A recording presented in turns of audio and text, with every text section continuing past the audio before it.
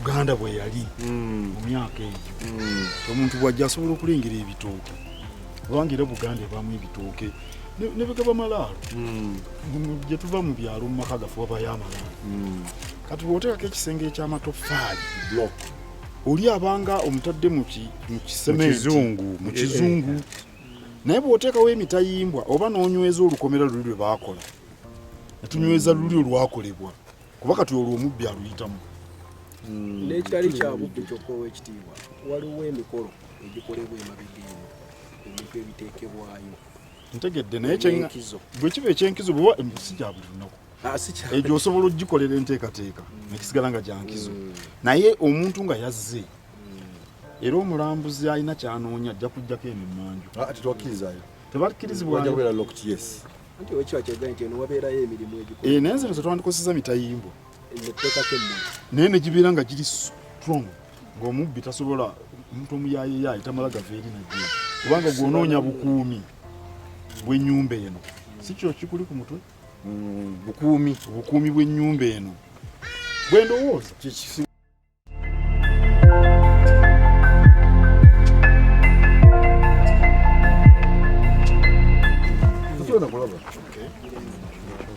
tugamba okikola once for all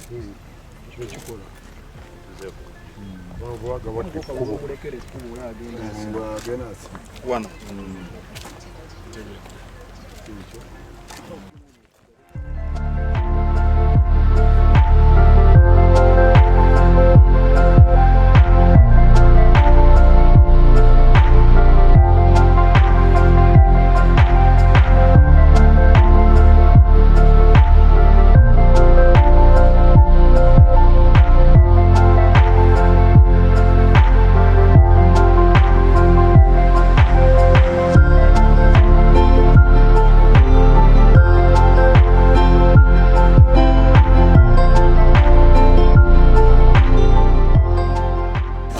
netegereza ndabo bamwakyuka labo babengo tibakyaliwo naye ngenza okulaba engozi ennyini nziraba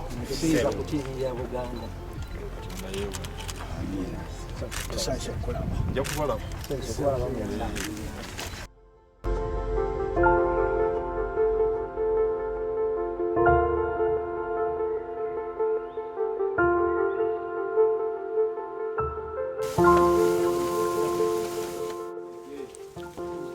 basinze nnyo n'amakumu gammwe, basinze nnyo n'engabo zammwe, basinze nnyo n'abalongo bammwe, basinze nnyo n'emisambwa gyammwe.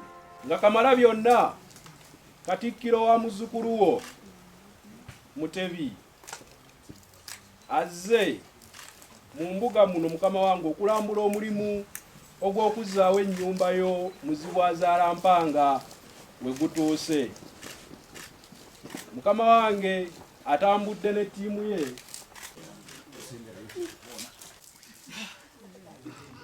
ayimiridde mu maaso gammwe nze Charles Peter Mayiga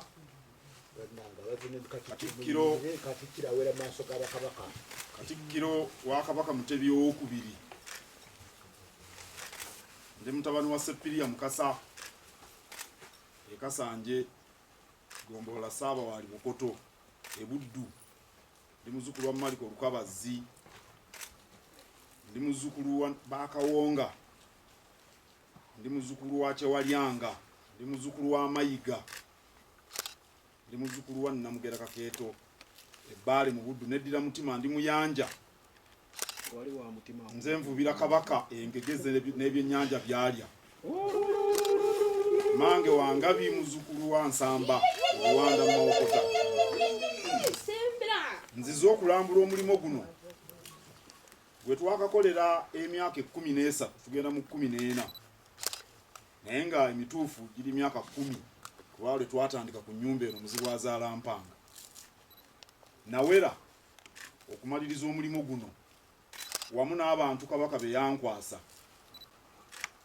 era bwe nali wano omwaka ogwayita nasuubiza okudda okulambula ng'omwaka gwakatandika kyendiko kyentuuseeko era mbakakasa nti ennyumba eno tunaatera okugijjako engalo mundabiranga ddala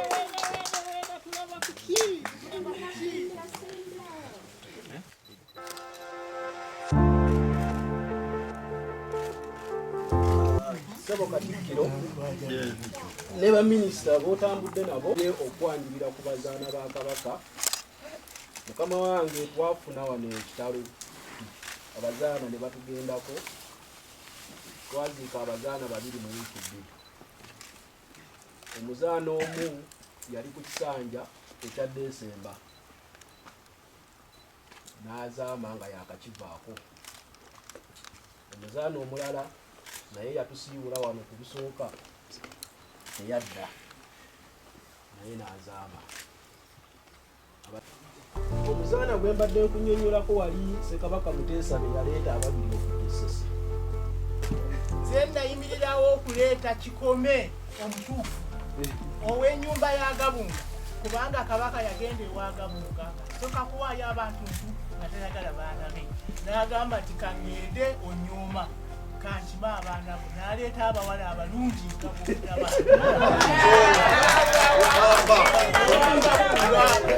nze ndi mwana wa Gabunga Isaya Kijjangu Gabunga eyalina ecchwa gwe baamuweereza okumukuuma ng'omuki nga Sava Buganda bamuyita batya omukooza si mukooza naawe saba mukooza saava ku Kabaka abamukooza aba mukooza leka kunkyamira mulangira Saba abayita kabaka kojjaawe eyamukuuma nga bw'olaba mutabani owa Kisimbi yamuggale oyo bwe yakuumaani Mutemi n'ekitange ye yakuuma Chwa mu lutalo era n'amukomyawo naye yali akyali muvubuka nga tannaba kuzaala baana bawera n'ateekawo abatonotono baggalewo olujju.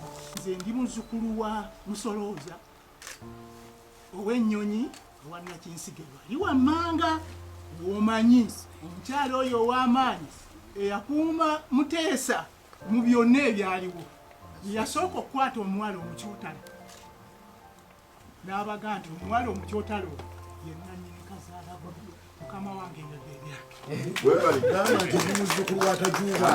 ebyake anti Gabunga yawangayo abatali baana be kubanga Omuganda agamba nti kwata n'owaayo nga wasikira musikire ababe nga ateeka mu kisaakaate mumaanyi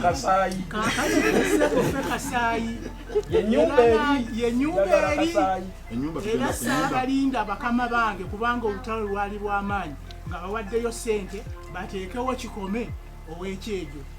Nze nendeeta ow'ensonga nenduyimiriramu olutalo paka lwe nalumaliriza bekwa era nkulaba oli muvumu alesebo nze nkumanyi okugenda ewala naye lyeri mu gundi yo mu kyembaazizo natuukayo wali ng'oserengeta waliwo abaali batawaanya taata yabawa ettaka nga wali ekigundi ekisaawe eky'Entebe batuttewo nsonga saaziterewa banange seewanga ensonga Katikkiro Mukama wange tulina omusenero oyo yali mu ssenero lya Kabaka Muteesa sajja wa Mbogo n'omulangira Kalemerera Emazigita nenzira n'omulangire ne kabaka Kimera ndi wansikira n'okuva emabega eyo okutuuka ku kabaka Muteesa olw'olubereberye. waliwo nasaza afuma omulongo Seneddira mamba. wange tulinamu abasika abajja ku busika nga baana bato, so abasika abo bwe tubanga ne Lubuga tetusobodde kumufuna, aye tufuna omuntu ali mu layini eyo n'agira ng'akuumirako omwana oli aliwo nga mu kifo kya Nabaliyo. Mukama wange omuntu akutudde emabega oyo mulangira oyo mulongo omumanyi bulungi esimukwanja ina wabula akayololo asigalawo kukulabirira Oza mugenda muddamu endasi amaziga twagasangula tulinda bulinzi kusaba kisasi ekyo.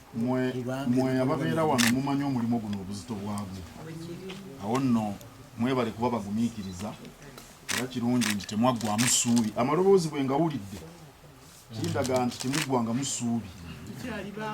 Singa mwali muweddemu essuubi, singa temwogeza maanyi, osanga naffe omulimu gwantukaluubiridde okusinga bwe gubadde. Awo nno mbeebaza okuba abagumiikiriza n'obutagwamu ssuubi.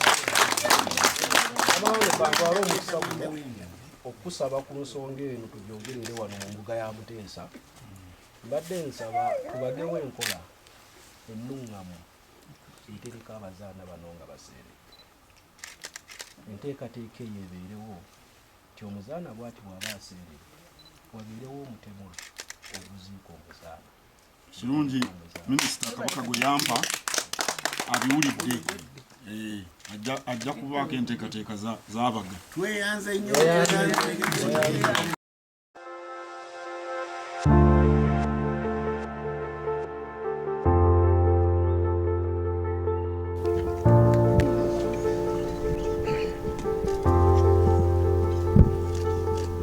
Mukubiriza olukiiko ekitiibwa Mukumbule ne minisita w'ennono avunaanyizibwa ku Masiro ekitiibwa Wamala ne minisita ow'amawulire ow'ekitiibwa Kitooke, ndi ne ssentebe w'omulimu guno ow'ekitiibwa Kaddu Kiberu, ate ne katikkiro w'Amasiro ow'Omusu Mulumba Kalubo, ate ne ssenkulu wa boodi yaffe ey'ennono n'obuwangwa n'obulambuzi Albert Kasozi, n'abagiriinya bano n'abasiige n'abakola emirimu. Tuzze okulaba omulimu gw'okuzaawo ennyumba eno Muzibwazaalampanga n'embuga eno we gutuuse. Omwaka oguwedde mwezi ogw'omwenda nakulira ekibinja ky'Obwakabaka ekyagenda mu Riyadh mu Saudi Arabia, waali watudde olukuŋŋaana lwa World Heritage Committee. Akakiiko ako kali wansi wa UNESCO, ettabi ly'ekibiina ky'amawanga amagatte ekiruubirira okukuuma ebifo eby'ennono eby'enkizo. Ekyatutwala kyali kujja Amasiro g'e Kasubi ku lukalala lw'ebifo ebiri mu Katyabaga, ebifo eby'enkizo ebiri mu Katyabaga, kubanga Amasiro gonna gaateekebwa ku lukalala lw'ebifo ebiri mu Katyabaga nga gayidde mu 2010. Twabakana n'omulimu gw'okuzaawo ennyumba eno Muzibwazaalampanga n'embuga, bagutandika mu 2013 weewaawo nga omuliro gwaliwo 2010.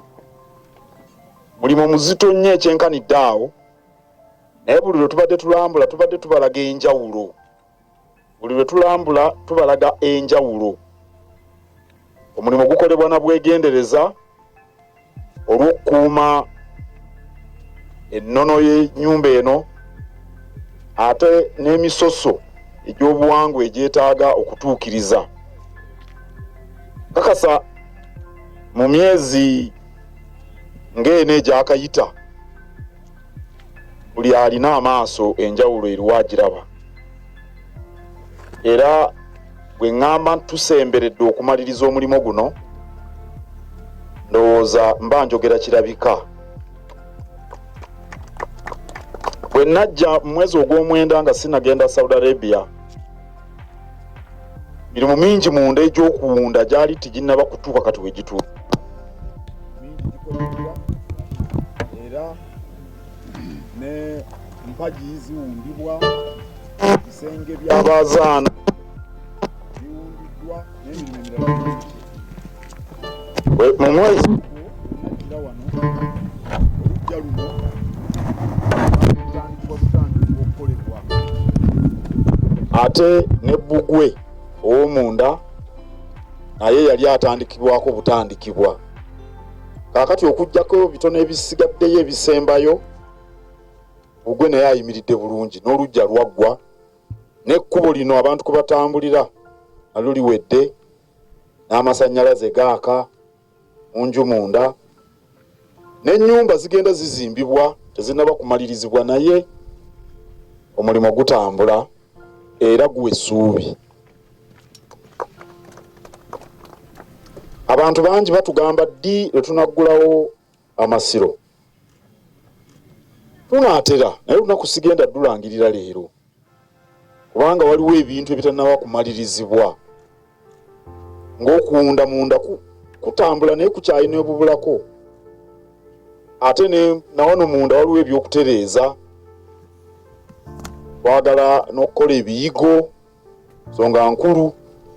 Omuntu bw'atambula mayiro 10 n'atuuka wano nga yeetaaga ekiyigo, ate kubanga aliko wanaagenda. Twetaaga n'ekifo omuntu waafunira eggulire erikwata ku kifo kino, abantu bwe bannyonnyolera, omuntu n'amanyira ddala amakulu g'Amasiro gano ag'ekasubi. Ebyo byonna tulina obbikola. Kati bwe tunaabikola tujja kubabuulira tunaalangirira. N'ekyoto tekinnaba kwaka. Ebyo byonna ekyebweru waliwo n'ekyomunda. Ebyo byonna mirimu gya nkizo mu kifo kino. Tugumiikiriza okumala ebbanga lino, n'olwekyo buleme kubanga bano abagamba nti obwato bufa magoba. Oba tugumiikiriza emyaka gino gyonna, tusobola okugumiikirizaayo ebbanga eddala ettonotono, tutereereze eddala bulungi, tufune omulimu ogunajjayo ennono n'obuwangwa bwaffe, ate ogunaatuweesa ekitiibwa mu nsi yonna. Maliriza nga neebaza abali ku mulimu guno, muna ddala olukiiko lwateekebwawo olukulirwa ekitiibwa Kaddu Kiberu. Beebaza obunyiikivu, beebaza obutakoowa, neebaza abakuuma ekibuga okuva Katikkiro, ow'Amasiro, abazaana, abasiige. Mbeebaza olw'obutaggwaamu ssuubi. Waliwo abaabasekereranga nga bagamba nti muli ku Gannyana. Oli bw'agamba nti Gannyana abanga akugamba nti ekyosuubiriramu tekijja kutuuka. Baabasekereranga.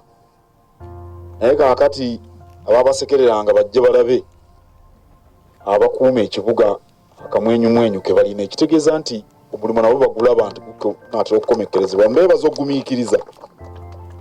Neebaza minisita omujja Kabaka gwe yatuwa nsonga zino, kyajja agutandikeko naye agutandikidde mu jjiya nnene. Ssebo w'ekitiibwa weebale.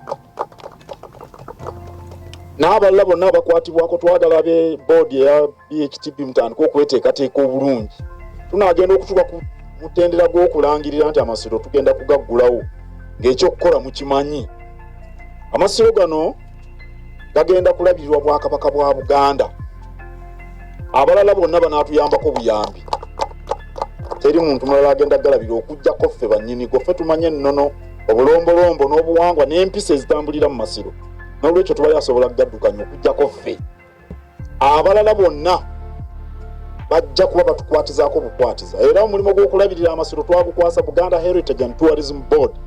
Ye boodi ey'obulambuzi, ye boodi ey'ennono, nga balina okukwatagana n'abakuuma ekibuga kino mu nnono okulaba nti omulimu gutambula bulungi, kubanga waliwo ebyokukola bingi, okusasulira amasannyalaze, okusasulira amazzi, ebyo byonna twetaaga abantu abasobola okukola omulimu ogwo, okujja n'okwaniriza abalambuzi n'okubalambulira kalonda no.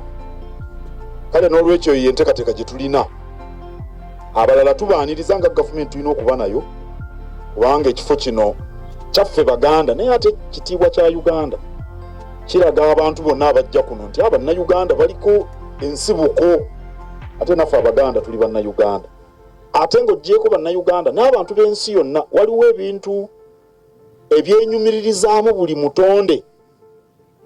Omuntu yenna ajja mu Uganda ng'avudde Japan, avudde Norway, avudde Canada, ayagala naye alabe nti kubanga naye muntu nga ffe wadde ffe tuli semazinga mulala naye ne musemazinga wa Afrika waliwo abantu abagunjufu kyemuba mulaba nti ekifo kino kyateekebwa ne ku lukalala olw'ebifo eby'enkizo kubanga ffenna tuli bantu nga naffe bwe tugenda mu nsi endala bw'ogenda e Misiri balina oyinza n'okiyita nakyo Amasiro pyramid naffe twenyumiririza bannaffe ab'ensi ezo abaakola ekintu ekyo kati nno ekifo kino kikulu bwe kityo kale twaniriza gavumenti okutambula nayo twaniriza UNESCO ne World Heritage Committee naye ng'omulimu ogusookera ddala gwaffe ng'obwakabaka bwa Buganda. Every so often to take stock of the works that are being undertaken to restore the tombs. When we were here last, in September last year, just before the conference in Riyadh, that was intended to get the tombs off the list of endangered sites. Works were going on. But when you return now, you do appreciate that the works inside, call them the decor, the decorations inside, lots of progress has been realized. And outside here, as you can see, the yard has been completed. The inner fence has been completed. But the finishing touches are extremely important. They're important, but they're also expensive. But the importance of the finishing touches is to bring out the real situation, the real picture that we want the visitor to go back with. The real picture is what depicts the values that were attached to this site. The visitor won't understand the challenges we faced all along since we started the restoration in 2013. The visitor takes the picture that his eyes feed him. Therefore, it's important that we take our time and we finalize the remaining touches that we're working on. They're extremely important. But we have been patient these past many years. I think we can be patient a few more months so that we finalize the remaining bits of works that are being undertaken. But like I've said, they're extremely important. They're fundamental to the authenticity of this site. For the site to depict the cultural mores of the people of Uganda, we need to take time and finalize those finishing touches. That's what is going on. But we are here to inspect the works, and I can assure everyone that what has been achieved since we were last here is very, very impressive. Simanyi oba waliwo ekirala kyesoogedde mu Lungereza ow'emboga ayinza otubuulira wangi. Yes.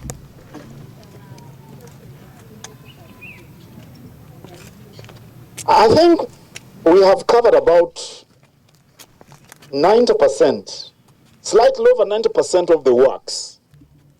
But the remaining percentages, while they sound small, they're very important, they're fundamental as far as depicting the actual values that we pride in this site. So we're going to take our time and do every stage that is important, especially to the values attached to Kasubi tombs. We are not in a rush with anyone. We are interested in restoring the site to the original values that our forefathers intended the site to have. So while the percentages are small, the works are fundamental and it shall take our time to finish them in the right manner. Waliyo mwana kyabuuza? Yes. Ano Katamba. Bagiyita Njagala Kasaayi. Ennyumba eyo ebeeramu omuzaana Kikome owa Ssekabaka Muteesa olubereberye. Ate Kikome wa Mmamba. Ssekabaka Muteesa olubereberye yatumyanga abazaana okuva Essese ewa Gabunga. Naye nga Gabunga tamuwa baana be. Ng'amuwa abantu abalala bali mu mbuga ye naye nga si baana be ng'ate Kabaka Muteesa olubereberye ayagaddala baana be. Kaakati Omuganda agamba nti kwata n'owaayo nga wasikira musikire. Abantu bangi tebayagalanga kuwaayo baana baabwe kujja mu mbuga zino ennene ng'olubiri lwa Kabaka kubanga mubaamu okusoomoozebwa kungi. Kati ye Kabaka Muteesa ne yeesitukira n'agenda Essese n'afunira ddala abaana babiri ab'omu ntumbwe za Gabunga, Lwamukaabya ne Kikome. Kaakati be ennyumba yaabwe. Era ali mu bigere byabwe Yonna akuliraanya akyaliwo mu mulabo obubalagavu ng'obwabazaana bali Muteesa oluberebere be yajja Essese y'ennyumba eyo tugiddaabiza tugenda giteeka mu kifaananyi ekituufu nga tuluubirira okujjayo ekifaananyi kiri abazaana ba Muteesa mwe baagisuliramu. Omulimu oguziizo ku 10 omulimu okitegeeza nti ogusinga obunene tugumaze. Naye tetwagala bino bibagamba nti obwato bufa magoba.